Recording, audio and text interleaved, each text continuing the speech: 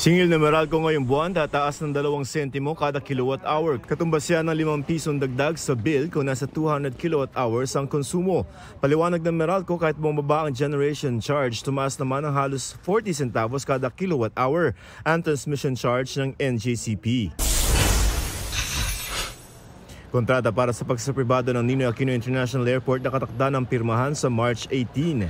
Ayon sa DOTR, matapos pirmahan, agad ipatutupad ang mga pagbabago sa paliparan, kabilang ang pagpapalit ng mga air conditioning unit at paglalagay ng mga dagdag na counter.